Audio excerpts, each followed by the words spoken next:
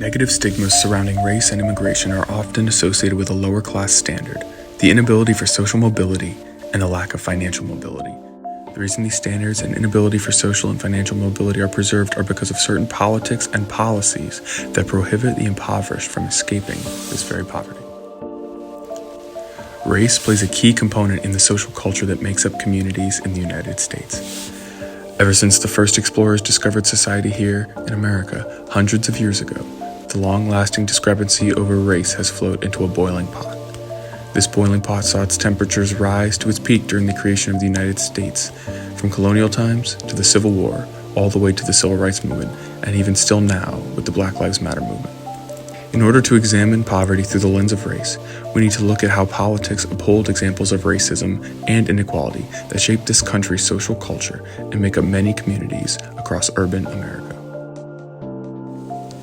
One example in the United States of a political mechanism that upholds racism is the redlining of urban communities. Redlining is most accurately described by the New York Times in an article as neighborhoods were ranked from least risky to most risky, or from A through D. The federal government deemed D areas as places where property values were most likely to go down, and the areas were marked in red, a sign that these neighborhoods were not worthy of inclusion in home ownership and lending programs. Uncoincidentally, most of the D areas were neighborhoods where Black residents lived.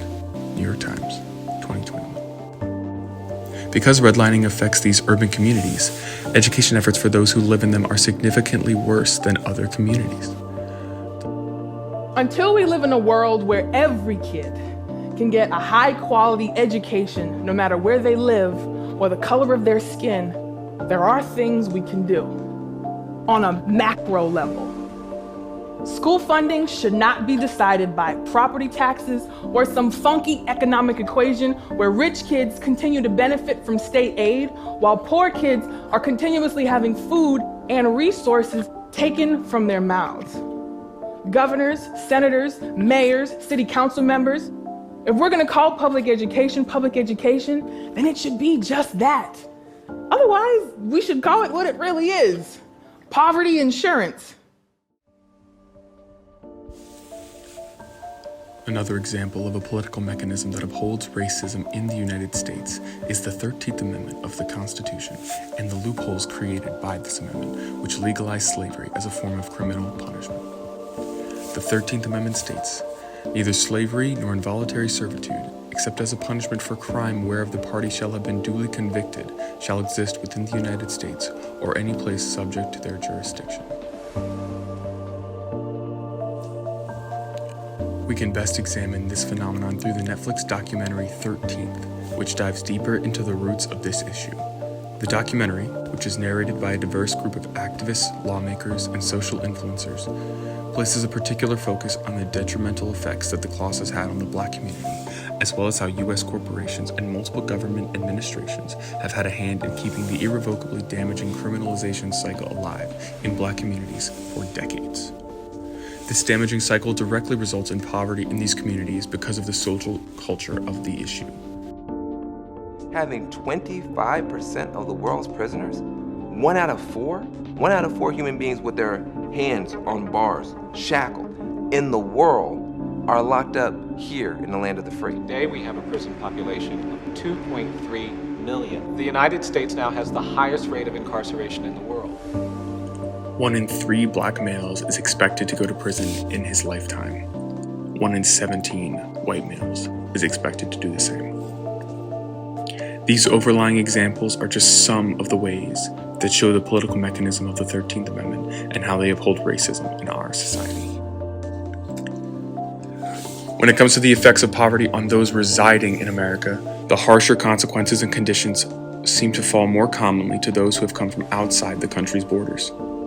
Immigrants, either from the South or the East, are often relegated to worse living conditions, lower paying jobs, and an overall lower sense of respect and empathy within their communities. 1 in every 4 Americans is an immigrant or a child of an immigrant. Some experience what may be called upward assimilation, and others actually, unfortunately, experience a downward assimilation in which they assimilate, but they assimilate often to the culture of drugs and gangs. And then it becomes very difficult to climb up. On the other hand, because of reasons of color, they may be black immigrants, or by reasons of a large component of undocumented immigrants, they tend to be seen with suspicion. And in that sense, they are subject to discrimination, official and non-official, a sense of racism that makes it difficult for them to adjust successfully. Unequivocally, immigrants and migrants of minority races are grouped together more often and within more stringent lines than those from Europe. Mexico sends its people, they're not sending their best. They're not sending you. They're not sending you. They're sending people that have lots of problems, and they're bringing those problems with us. They're bringing drugs, they're bringing crime, they're rapists, and some, I assume, are good people. Despite her best efforts, a single mother and her children are prevented from rising above their social and living situations and removing themselves from poverty. It is clear in this instance that these struggles are directly related to their race and how they are viewed within American society. A family is split up, forced apart by the harsh statutes of the government. Immigrants, people, are herded into the areas where in the eyes of authority they present less of a threat. The political institutions and policies that uphold this standard make it very difficult for people of different races and immigrants to escape poverty in this country. A continuous poverty social culture cycle that has been established since the first people of color were integrated into society and the first people to immigrate to the United States. Hopefully, in the near future, we can see a more positive change in the upholding of politics that prevent these demographics from achieving the American dream in this country. Race and immigration are huge parts of what this country was founded on, and it's important that we eliminate the social culture surrounding these demographics that negatively affect their ability to escape poverty.